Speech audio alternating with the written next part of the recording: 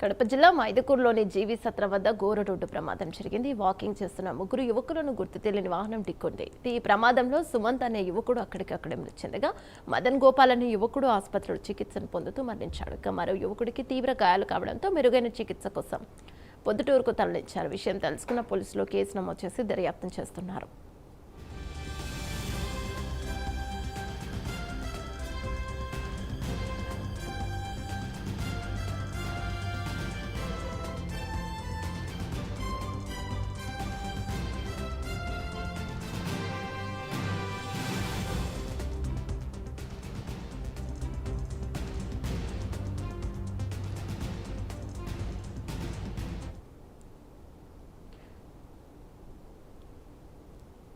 కడప జిల్లా మైదుకూరులోని జీవి సత్రం వద్ద రోడ్డు ప్రమాదం జరిగింది. ప్రమాదంలో ఒక యువకుడు అక్కడికక్కడే మరణించాడు. అయితే దీనిపై మరింత సమాచారం మా కరెస్పాండెంట్ ఇస్తారు.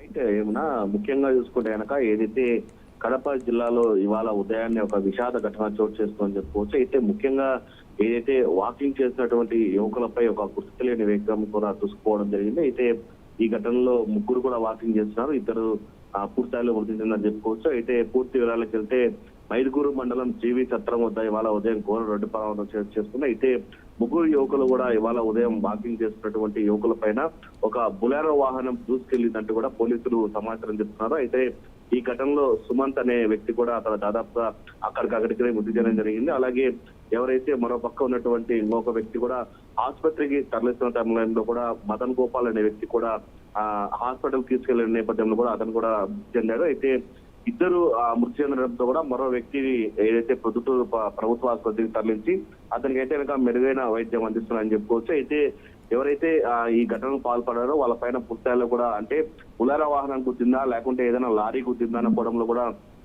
పోలీసులు విచారణ చేపట్టడం జరిగింది. అయితే ముఖ్యంగా చూసుకుంటే కనుక ఏదైతే నేషనల్ హైవేల పైన ఉన్నటువంటి సీసీ కెమెరాలో అయితే కనుక పోలీసులు పట్టారని చెప్పుకోవచ్చు. అయితే గుద్దిన వెంటనే అక్కడి నుంచి ఆ వాహనం కూడా పరారైంది. ఆ వాహనం కోసం పోలీసులు గాలింపు చర్యలు కూడా ప్రారంభించిన పరిస్థితి అని చెప్పుకోవచ్చు. అయితే ముఖ్యంగా ఎవరైతే ఆ యువకులు మృతి చెందారో ఆ యువకులు ఇద్దరు కూడా పూర్తిస్థాయిలో కూడా ఇద్దరు బెస్ట్ ఫ్రెండ్స్. అదే ఒకే గ్రామానికి చెందినటువంటి జీవి సత్రానికి గ్రామానికి చెందిన వాళ్ళు ఒక్కసారిగా వీళ్ళిద్దరు చనిపోవడంతో కూడా ఆ గ్రామంలో అయితే కనుక విషాద ఛాయలు తెలుకోవాలని చెప్పుకోవచ్చు. కుటుంబ సభ్యులు కూడా దాదాపుగా ఇప్పటికే వాళ్ళందరూ కూడా విషాదంలోకి వెళ్ళిన పరిస్థితి ఉంది. తల్లిదండ్రులు కూడా పూర్తిస్థాయిలో చాలా ఇద్దరు ఏదైతే కొడుకు మరణించాడు దాని నేపథ్యంలో కూడా వాళ్ళు కూడా బాధలో ఉన్న పరిస్థితి ఉంది. అయితే పోలీసులు కేసు నమోదు చేసి దీనిపైన అయితే కనుక ఇప్పటికే ముమ్మరంగా గాలింపు చర్యలు చేపట్టారని మనం చెప్పుకోవచ్చు. Thank you Sudheer.